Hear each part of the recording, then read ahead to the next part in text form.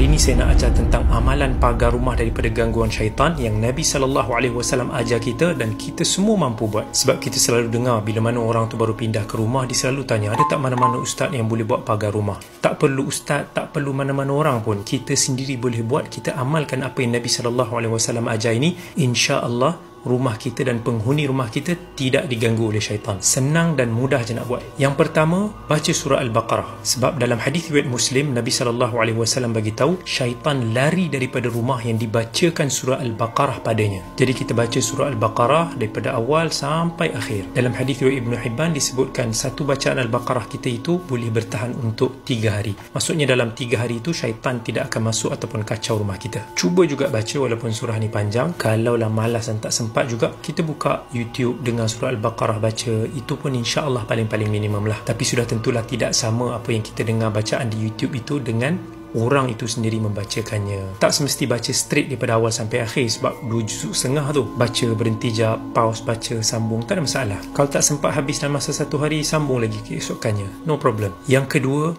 baca ayat kursi sebelum tidur. Dalam hadis riwayat Bukhari, Nabi SAW bagi tahu bila kita dah naik ke tempat tidur kita, kita baca ayat kursi, Allah akan menjaga kita dan syaitan tidak akan mendekati kita sampai subuh. Yang ketiga, amalkan zikir pagi dan petang yang Nabi SAW ajar. Sebab dalam zikir pagi dan petang itu ada zikir-zikir, doa-doa yang melindungi diri kita daripada gangguan syaitan. Antaranya kita baca a'udzu bikalimatillahi tammati min syarri ma khalaq. Maksudnya, aku memohon perlindungan daripada kalimah-kalimahmu yang sempurna daripada sebarang kejahatan yang diciptakan. Dalam hadis riwayat Muslim, Nabi SAW bagi tahu sesiapa yang sampai ke suatu tempat dan dibaca zikir ni, maka dia tidak akan ditimpa oleh mudarat sampailah dia keluar daripada tempat tersebut. Selain itu dalam hadis riwayat Bukhari juga, Nabi SAW ajar juga kita doa a'udzu bikalimatillahi tammah min kulli syaitanin wahammah wa min kulli ainin lamah. Maksudnya kita minta perlindungan dengan Allah daripada syaitan dan juga binatang-binatang yang berbisa dan juga daripada kejahatan penyakit ain. Ada lagi doa harian yang kita boleh amalkan. Contohnya Nabi SAW ajar kita, siapa yang zikir la ilaha illallah wahdahu la syarikalah